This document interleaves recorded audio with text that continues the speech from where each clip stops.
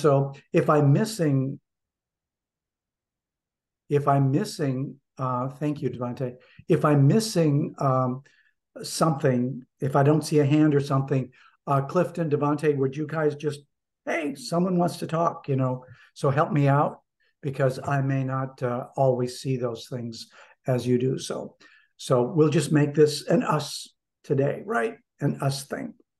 So I'm going to start with what I think is a fundamental principle of intimacy.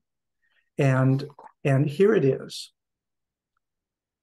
You cannot be intimate with another person until you are first intimate with yourself. Now, I want you to let that sink in for just a minute. You cannot be intimate with another person unless you are first intimate with yourself. And so that idea is one that challenges us to take a look at intimacy in relationships, perhaps from a different point of view. All of us have tension in our relationships between two equally important forces. The first one is what we call individuality force. Who am I alone? Who am I? And then secondly, who am I in relationship with someone else? And both of those require intimacy. One, intimacy with myself, and two, intimacy with other people. And so I want to begin by talking about intimacy with oneself.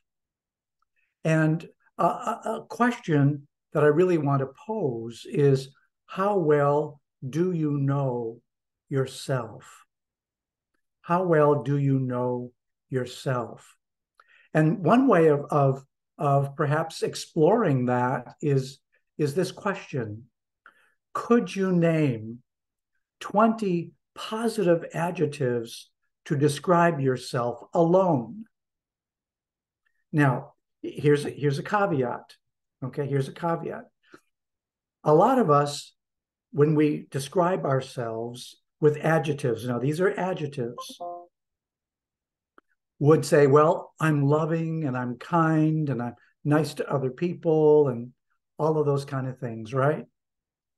But are those adjectives that describe you alone, or do they describe you in relationship? Okay. Do they describe me alone or how I do relationships? And so often we have to sort those out, because for some of us, it's easier to describe who we are in relationship than who we are alone.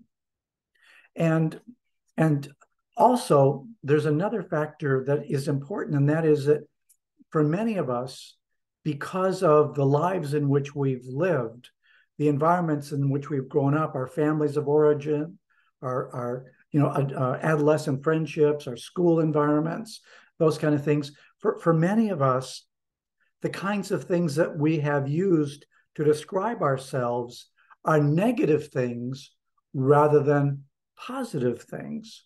So for some of us, it would be easier to describe negative attributes or adjectives to describe ourselves rather than positive ones.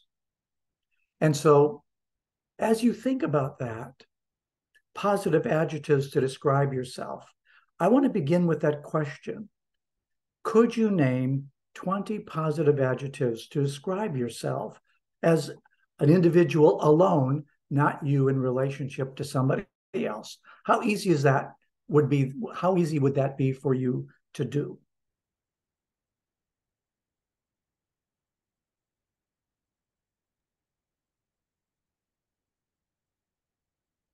All right. Feel free to use that raise hand feature, and let's see who would like to answer that. We'll take maybe 2 people to go right now.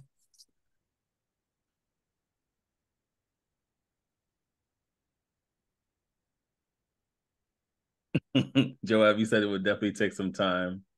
Sunflower says difficult, definitely difficult. Go ahead, Clifton. That was a great question, Dr. Sedlacek, because as you're asking the question, when it hit my ear, immediately I was like, oh, that's easy. And then when you're like asking us to describe it, us unrelated to being with someone else, I started to go down the list and it started to become more challenging and more challenging and more challenging. So it's not that easy. It's easy at first thought, but as I start to really think about it, the negative words that I used to describe myself, I have to like almost handpick out because they're just naturally coming to mind when I think of myself. Mm-hmm. Yeah, a lot of those are wired into our brain, and they're just automatic thoughts that come, and automatic negative thoughts about ourselves. I'm not enough. I'm not good enough at sports. I'm too intellectual. I'm too this, too that. Not enough this, not enough that. And how can you have a healthy relationship with someone else? How can you be really intimate with someone else if you don't have that kind of intimacy with yourself? So someone, please, someone give me an example of just one adjective to describe yourself alone. And it's not a thought, it's an adjective. Okay. Just one.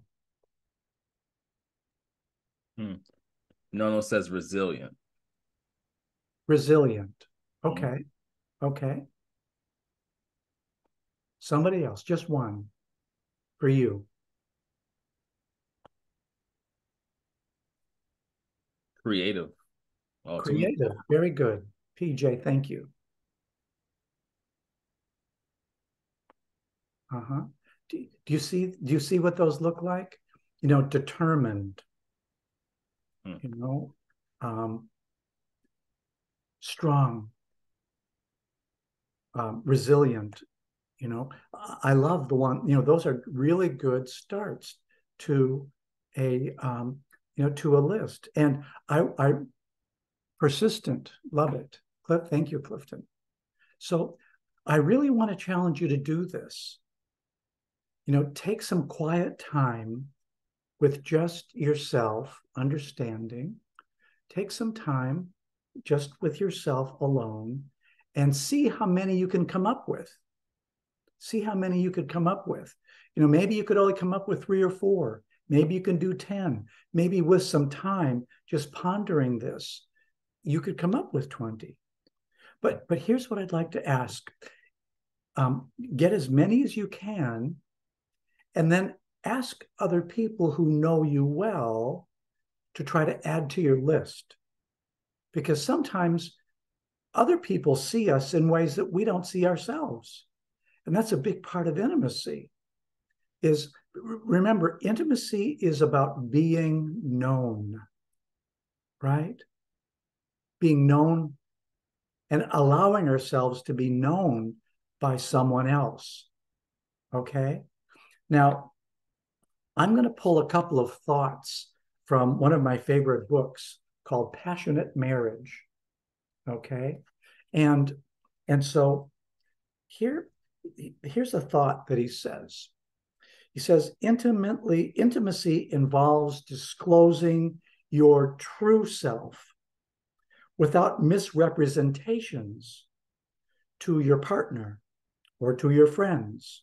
Okay? Intimacy involves self-confrontation and truly being known. So, self-confrontation. I mean, in this world, are we perfect? No, I'm not. I mean, I was taught that I'm supposed to be, and for a lot of years, what I did is I projected the image that I had it all together. Okay, and at times in relationships, what happened is when others saw me and they would point things out to me, I would naturally get defensive. You don't see me right. There's something wrong with what you're seeing. And I would try to explain or correct them or whatever, rather than just listen to them. Rather than just listen. You see, if our hearts are naturally defended, a part of what we then see is other people and their feedback to us, which is required for intimacy. We tend to experience it as a threat, as something to defend against. I don't want to see that part, because it's not easy for us to embrace our defectiveness, our brokenness, our sinfulness. It's not easy, but it's so important if we're going to have fulfilling, healthy relationships with other people. We need to be able to see ourselves as we are.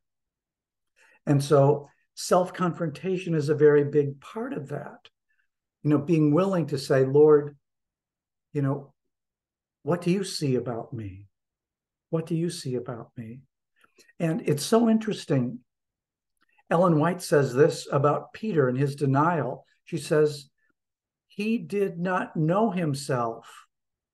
He did not know that lingering in his heart was a love for himself that was even greater than his love for Jesus. He was sincere when he said, I will follow you even to death. He was sincere, but he didn't know himself. And the challenge, I think, today is for us to be intimate, starting with ourselves, to allow other people to see you. So I want to just ask you this question. If you look at the friends that you have, close friends, intimate people, you're a group of your homies, right? How well do they know the real you? Or have you projected a false self onto your relationships where they really don't know you?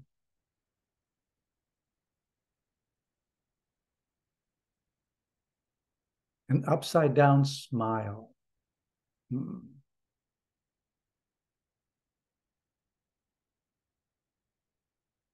Clifton, go ahead.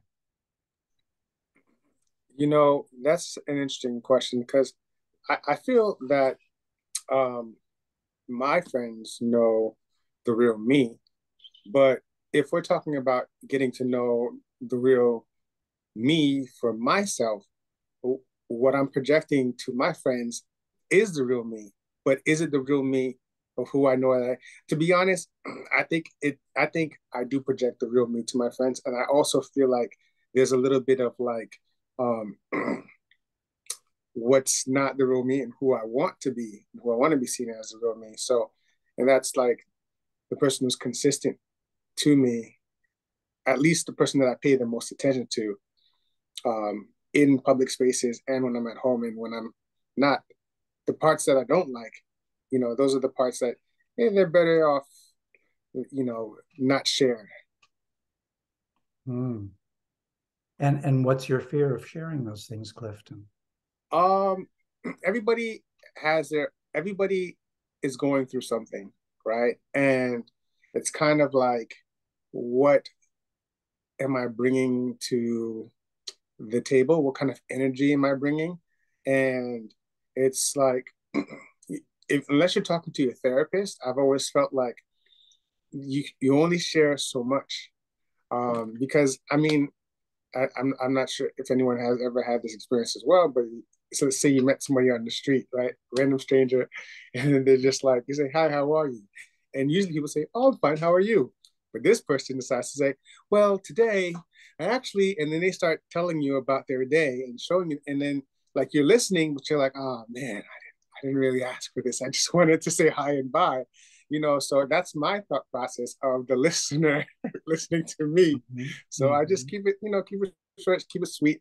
And, there are some people who do know the real me, but that pool is actually smaller than, actually, I can't even say how, like, I think I have a specific ratio or formula for each person. So Clifton, do you think that there are people who are homeless, or people who are, we encounter them in our day-to-day, lives, in the store, shopping, or whatever it may happen to be. But do you think that there are people who don't have anyone to share the truth with about how they're doing today. And that it is a real act of love to just be there and listen, to give them the time maybe that they need to just express themselves, and then to be compassionate, not that we need to spend hours necessarily, but to be compassionate and say, I really hear you, and that must be hard. Something like that. Do you know what I'm saying? Just so, because a lot of times people just they're not heard. They don't feel heard by any other human being, and they're lonely. And I read some things recently that said loneliness right now is the number one epidemic in this country. Loneliness. I see another hand. Joab? Hey, wait, can you hear me? Yes, sir. Okay, perfect. So yeah, my point is kind of similar to what Clifton was saying. So I think for me, it's very similar where it's like with me and my friends, like yeah, like I'll show like my true self, like where it's like, energetic, um, and I guess somewhat extroverted self, even though like I kind of consider myself like more introverted. But that's that part that I don't really show is like I'm really more soft spoken, not always as energetic, like, like very calm minded, like things like that of the nature. And the other side of it is like I'm the type of person who's like all about self care, skin care, hair care, um, and like painting and like things like that. And it's like that's the kind of stuff like that's like the real me. That's like I would say like the larger percentage of me. But to open, I guess like with like men nowadays to openly share that, like just randomly, some might take that and kind of see that as like quote unquote not manly or quote unquote not the typical male. So like I guess like the fear of that is like the fear of sharing that is like almost like a defense mechanism where it's like I'll show this energetic side, I'll show this, certain this certain portion of me that's only like a fraction of who I am because that's what appeases the masses. But knowing that the bigger portion is what is really like the full version of me. So yeah. Joab, thank you.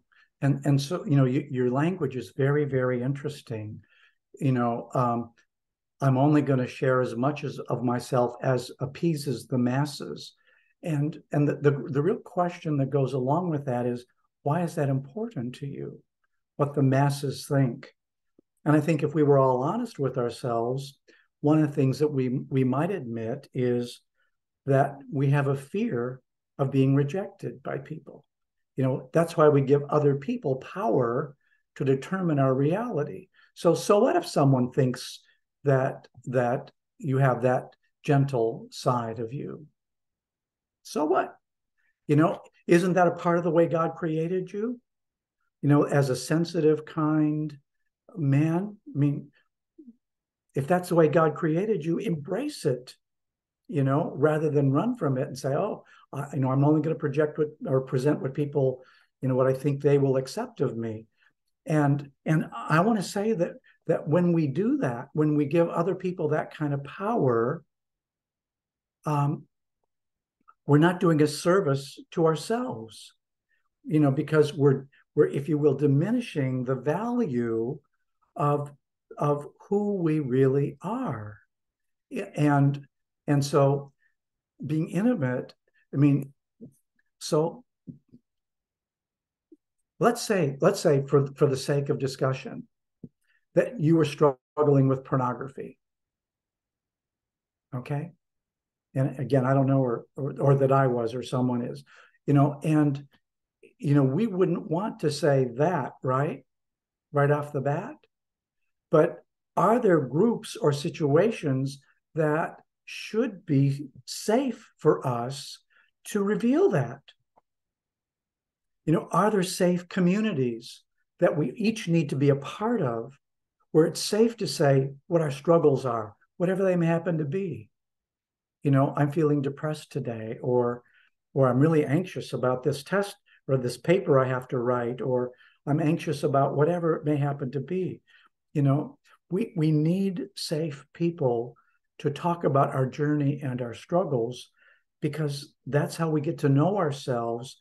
And listen, if you're in a relationship with someone else that you think has the potential to move forward into a permanent relationship, in marriage, for example, you know, how much of you do you want to hide from that person?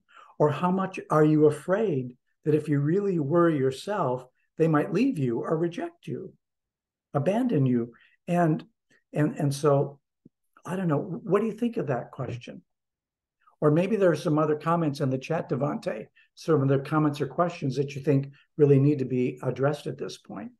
Yeah, so I'm looking at the chat right now.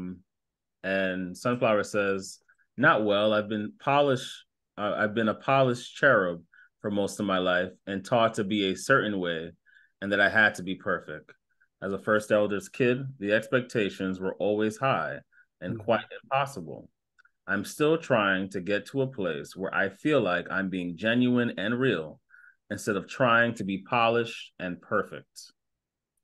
And let me see here. Makes interactions bigger than they seem because I'm constantly overthinking my thoughts and actions. I can't just be. That's from Sunflower again. Sheree says, introverts living in an extroverted world. Introverts living in an extroverted world. And let me see here if anybody else. Abandonment issues are real. And Joab says, that's real. I think the fear of abandonment and longing to be accepted plays a major role in all of that. So those are the comments in the chat. Oh, you're on mute, Doc. But does anybody have any more comments pertaining to that question? Any more comments?